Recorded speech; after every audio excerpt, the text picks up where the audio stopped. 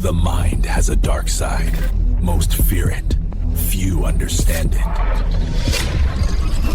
Dark Mind Insights. Master the unseen. Have you ever shared a piece of news with a good friend? Something you were so incredibly excited about, and in that split second before they congratulated you, you caught something. A micro-expression. Down, away, slightly tense. Just a millisecond of distance, a slight tightening of the jaw, a smile that suddenly didn't quite reach their eyes. Then, almost as quickly as it appeared, the mask slips back into place. Their voice goes up an octave. They clap their hands. "Oh my God, I'm so happy for you." But the energy in the room has shifted. You feel it in your gut. You walk away from the interaction feeling utterly exhausted, strangely deflated, and weirdly guilty about your own happiness. You start to downplay your success in your head. You tell yourself, maybe I shouldn't have brought it up. Maybe I was bragging. If you know this exact feeling, you aren't crazy. You aren't misremembering. You aren't overthinking. You have just come face to face with the quiet, subtle cruelty of a fake friend. When we think of betrayal, we usually picture dramatic, cinematic moments, screaming matches, stolen partners, or backstabbing lies. But real psychological damage rarely looks like that. True emotional exhaustion is death by 1,000 paper cuts. It is the slow drip, drip, drip of passive aggression, covert envy, and subtle manipulation from someone you trust. Today, we are going to look deeply into the shadows of human behavior. We are going to unpack the dark psychology of fake friendships, why they form, why highly empathetic people are usually their primary targets, the masks they wear, and most importantly, how to safely untangle your life from theirs without losing your own humanity in the process. But before we begin, we are Dark Mind Insights. Subscribe, and let's begin. 1. The illusion of the frenemy and the psychology of envy. When we imagine an enemy, we picture someone obviously cruel or actively working to sabotage us. But our psychology naturally protects us from our true enemies. Our guards are already up. We don't invite our enemies to our birthday dinners. We don't call our enemies at 2 a.m. when we are crying. No, the deepest psychological wounds come from the people we have willfully let inside the city walls. They come from the people we have handed the blueprints of our vulnerabilities. To understand a fake friend, we have to look at the psychology of why this dynamic exists. The dark psychology of a fake friendship rarely starts as active malice. Most fake friends are not sitting in a dark room plotting your downfall. In fact, fake friends often begin as genuinely insecure, fragmented people who are desperately seeking connection. Unfortunately, the connection they are trying to find is not rooted in mutual love. It is rooted in their own profound sense of inadequacy. In the realm of psychology, there is a concept regarding narcissistic extensions. To a fundamentally toxic or fake friend, you are not truly a separate, complex human being with your own needs, dreams, and right to shine. Instead, you are a mirror. They keep you close because the reflection you provide makes them look bigger, smarter, more successful, or at least more emotionally stable. You serve a function. You are the sidekick in the movie of their life. But what happens when the sidekick starts to grow? What happens when you decide you want more from life? What happens when you get into a healthy relationship, or get a promotion, or start going to therapy, or simply start standing up for yourself? The mirror breaks. The dynamic is threatened. When you start to outshine a fake friend, you trigger their deepest psychological wound, pathological envy. It is vital to understand the difference between jealousy and envy. Jealousy is a normal human emotion. Jealousy says, "You have something I want, and it makes me sad that I don't have it." Healthy friends can feel jealous, communicate it, and still cheer you on. Envy is much darker. Envy says, you have something I want, and because I don't have it, I need to tear it down so I can feel superior again. When a fake friend feels envy, their psychological survival instinct kicks in. They cannot handle the cognitive dissonance of you succeeding while they feel stagnant. So they begin to subconsciously punish you for growing. 2. The 5 masks of the fake friend. If you want to protect your peace, your energy, and your sanity, you must learn to identify the subtle behavioral dynamics happening behind the curtain. Fake friends rarely operate openly. Instead, they hide behind one of 5 distinct psychological masks. Which one of these sounds familiar to you? 1. The covert competitor. This is the friend who uses aggressive behavior brilliantly disguised as care or concern. Every interaction with them feels like a subtle chess match you didn't agree to play. Imagine you sit down for coffee with this friend and announce you are starting a new business venture. A genuine friend recognizes your bravery. They ask how they can support you. The covert competitor takes a sip of their coffee, sighs warmly, and says, "Wow, you're so brave for trying that right now. I could never take that kind of financial risk with the economy looking the way it does. And you've always struggled a bit with organization, so this'll be such a great learning experience for you. Good luck." Did you feel that heavy sensation drop into your stomach? That wasn't a supportive observation. That was a calculated psychological seed of doubt placed directly in your path by someone who wanted to drag you back down to their level of fear.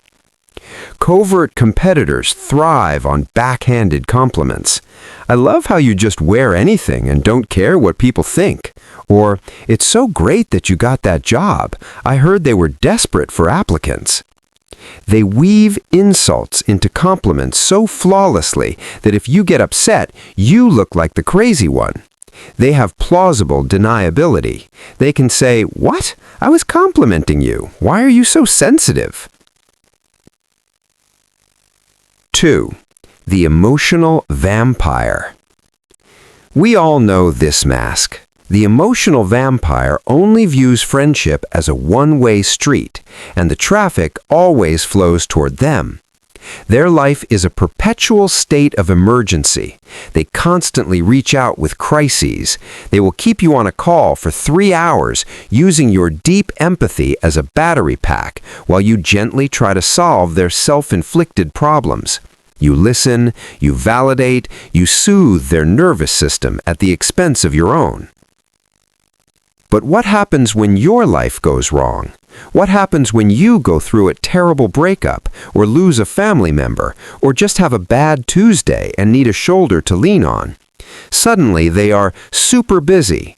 They text back 12 hours later saying, "Oh no, that sucks. Anyway, you'll never guess what happened to me today," and turn the conversation straight back to themselves. This happens because in their internal operating system, they are not looking for an equal. They are looking for a free emotional dumping ground. They do not value you. They value what you provide.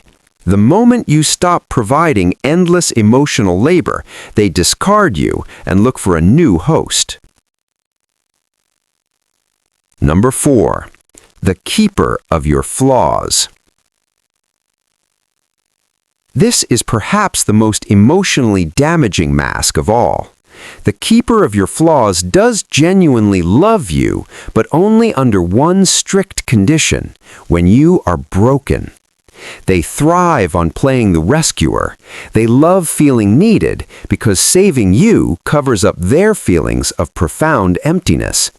As long as you're struggling, as long as you're making mistakes, as long as you're insecure, they are your best friend. They will sit in the mud with you for years. But the second you start healing, the moment you join a gym, start reading self-improvement books, quit drinking, or set firmer boundaries, they become incredibly cold and distant. You might notice they try to sabotage your growth. If you're on a diet, they bring over a cake and say, "Oh, come on, one slice won't kill you. Don't be so boring now."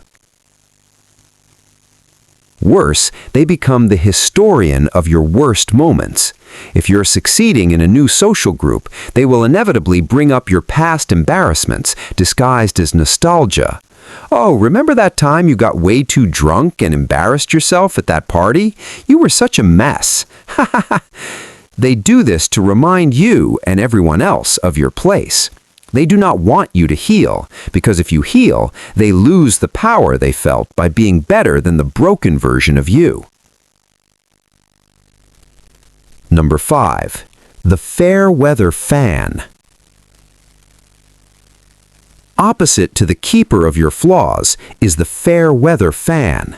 This friend is nowhere to be found when you are struggling. They only exist for your highlight reel. When you get VIP tickets, when you're hosting a great party, when you're surrounded by influential people, they're right by your side. They want to be tagged in your photos. They want the proximity to your shine without ever having to pay the toll of actual support. The dark psychology here is rooted in opportunism. They treat humans like stepping stones. When you hit a rough patch, they vanish like smoke. They don't have the emotional depth to handle your humanity. They only want your utility. Number 5. The triangulator. This is the friend who builds friendships not on mutual interests or love, but on mutual disdain for other people. This is the friend who constantly gossips. At first, it feels intoxicating. It feels like intimacy. They're sharing secrets with you. They tell you all the terrible things your mutual friends are doing. You feel special, like you're in an exclusive two-person club. But psychology warns us of a universal truth. How someone speaks about others to you is exactly how they speak about you to others. The triangulator needs chaos to feel alive. They will tell you that someone else was talking badly about you, but frame it as if they're defending you. "I shouldn't tell you this, but Sarah was saying some really nasty things about your relationship. Don't worry, I defended you." They do this to isolate you. By making you suspicious of everyone else, they ensure you remain loyal only to them. It is a masterful, invisible form of control. 3. The trap of intermittent reinforcement and cognitive dissonance. Now, logic dictates a very simple question. If they make us feel this terrible, if they drain our energy, why do we stay friends with them? Why do smart, successful, emotionally aware people tolerate fake friends for years or even decades? The answer lies in two of the most powerful psychological mechanisms known to behavioral science: intermittent reinforcement and cognitive dissonance. Let's start with intermittent reinforcement. This is the exact same psychology that makes gambling addictive. If you put a coin in a slot machine and lost every single time, you would quickly walk away. The brain would recognize it as a loss. But slot machines don't do that. Occasionally, they let you win just enough to keep you sitting in the chair. Fake friends operate the exact same way. They are rarely terrible 100% of the time. If they were, you would leave. Instead, they offer you moments of brilliance. Sometimes they're incredibly fun. They can be fiercely loyal in highly specific situations. Sometimes they show up and validate you just enough to make you doubt your own gut feelings. They send a deeply thoughtful birthday gift. They make you laugh until your stomach hurts. When they hurt you the next day, your brain scrambles. You experience a massive dopamine crash, and your mind desperately searches for the memory of the good times. You start rationalizing their toxic behavior. You tell yourself, "They're just going through a hard time at work. They didn't mean it the way it sounded. I'm just being too sensitive." This creates a cycle of emotional starvation and breadcrumbing. You survive on the crumbs of their affection, waiting for the good version of them to return. This creates a trauma bond, which is infinitely harder to break than a normal friendship. This leads directly into cognitive dissonance.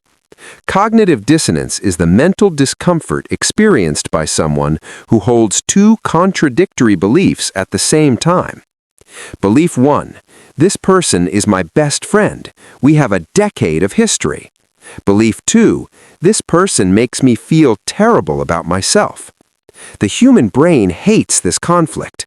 To resolve the discomfort, the brain usually takes the path of least resistance. It blames you. It is easier for your brain to convince you that you are overreacting than it is to accept the devastating truth that your friend does not truly care about you. Furthermore, society doesn't equip us for friend breakups. If you go through a romantic breakup, people bring you ice cream. There are millions of songs and movies about heartbreak. But when a 10-year friendship ends because of toxic behavior, there is no script for that. It is a silent, isolating grief. So we stay, enduring the paper cuts, because the alternative feels like wandering into uncharted, lonely territory. 4. Somatic intuition, how your body knows before your brain does. One of the most profound tools you have against a fake friend isn't your logical brain, it is your physical body. Somatic psychology teaches us that the body keeps the score. Your nervous system is an ancient, highly evolved threat detection machine. It processes millions of micro-cues in your environment before your conscious brain even registers what is happening. Before you can articulate why a friend is toxic, your body will tell you. Pay attention to how your physical body reacts when their name pops up on your phone. Do you feel a slight drop in your stomach? Does your breathing get shallower? Do you feel a momentary spike of anxiety before you read the text? Think about how you feel after spending 2 hours with them. True, authentic connection regulates the nervous system. After spending time with a healthy friend, you feel lighter, grounded, and energized. After spending time with a fake friend, you experience what psychologists call an energy hangover. Your shoulders feel tight. You feel a strange sense of exhaustion that isn't physical. You might replay the conversation in your head over and over, trying to decode what they meant by a certain comment. This is your nervous system screaming at you. It is saying, "Danger! We are not safe here. We are wearing a mask to survive this interaction." You might notice that around this person, you heavily self-censor. You shrink yourself. You don't share your biggest achievements because you know it will be met with subtle disdain. You don't share your deepest fears because you know it might be used against you later. You find yourself walking on eggshells, constantly trying to manage their moods. If you have to shrink yourself to fit into a friendship, it is not a friendship. It is an emotional hostage situation. 5. The armor of awareness and the art of detachment. So how do we defend ourselves against this? How do we break free without becoming toxic, bitter, or resentful ourselves? The first and most important rule is this: we do not do it by manipulating them back. We do not try to win. We do not launch into massive, dramatic confrontations expecting an apology or closure. Trying to argue with a covert manipulator is an exercise in madness. They have spent a lifetime perfecting the art of deflecting blame. If you confront them, they will twist your words, play the victim, and accuse you of the exact behavior they are guilty of. As the old saying goes, arguing with a manipulator is like wrestling in the mud with a pig. You both get filthy, but the pig actually enjoys it. Real protection is built on 2 pillars: emotional detachment and radical observation. The next time you are forced to interact with this person, I want you to step completely out of the emotional arena. Do a mental shift. Pretend you are a scientist or an anthropologist observing a highly predictable, slightly bizarre human behavior. When they drop a backhanded compliment or try to trigger your insecurity or try to pull you into their latest drama, do not defend yourself, do not explain, do not show hurt, do not feed them your energy. Instead, employ what is known as the gray rock method. The goal of gray rock is to become as profoundly uninteresting and unreactive as a plain gray rock on the ground. Manipulators and fake friends feed on emotional reactions, whether you give them positive energy, validation, or negative energy, anger and defensiveness. It doesn't matter to them. It is all supply. When they say something designed to hurt you, just look at them calmly. Let 3 full seconds of awkward silence hang in the air. Silence is terrifying to a manipulator. It forces them to sit in the discomfort of their own toxic comment. Then respond with something completely neutral. What an interesting thing for you to say out loud. Okay, I'll have to think about that. And then just look away and change the subject. Watch what happens. When you stop providing the emotional reaction they are desperately fishing for, you instantly cut off their psychological supply chain. You become impenetrable. They will not know what to do with you. Eventually, they will grow frustrated, bored, and they will wander off to find a different mirror that still reacts to their games. But what about ending the friendship entirely? In most cases with fake friends, you do not need a grand, dramatic breakup. You simply employ the silent fade. Stop initiating contact. When they text, take twice as long to reply and give brief, boring answers. Stop being their free therapist. When they call with a crisis, say, "I'm so sorry you're going through that, but I actually don't have the mental space to be a good listener right now. I hope things get better." Slowly, steadily reclaim your energy, reclaim your time, reclaim your right to privacy. You do not owe anyone endless access to your mind and your heart simply because you have known them for a long time. History is not an excuse for ongoing disrespect. Conclusion: the space for reality. It is a uniquely painful, profoundly lonely experience when you finally accept the reality that someone you deeply cared about was never actually standing in your corner. You will have to grieve. You will not necessarily grieve the person they actually were. You will grieve the illusion of the friendship you thought you had. You will grieve the potential of what could have been. You will grieve the time you invested. Let yourself feel that sadness. It is a testament to the depth of your own capacity to love. But as you move through that grief, I want you to fundamentally reframe how you view this separation. Losing a fake friend is not a loss. It is a profound recalibration of your life's trajectory. Energy is a finite resource. Every single hour you spend trying to decode the passive-aggressive text message of a toxic friend is an hour you are stealing from someone who genuinely wants to see you win. Every ounce of emotional labor you pour into a bottomless emotional vampire is energy you are not pouring into your own goals, your own peace, and your own healing. When you quietly, calmly close the door on the people who drain you, it will feel empty at first. You will have created a vacuum in your life. But nature abhors a vacuum. By removing the toxicity, you have cleared the soil. You have made space. And that space will eventually be filled by people who operate on your frequency. It will be filled by people who applaud loudly when you succeed. It will be filled by people who sit with you in comfortable, unforced silence when you fail. It will be filled by people who challenge you to grow, who celebrate your boundaries, and who never, ever make you feel like you are hard to love. Your inner circle should be a sanctuary, not a battlefield. I want to leave you with a simple yet deeply revealing question to reflect on tonight. Think about the people you interact with the most. Who in your life makes your nervous system feel completely relaxed?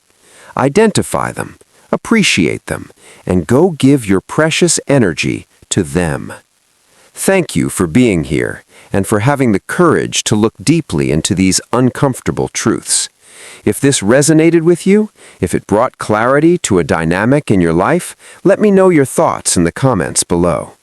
Protect your peace, trust your profound somatic intuition, and I will see you next time.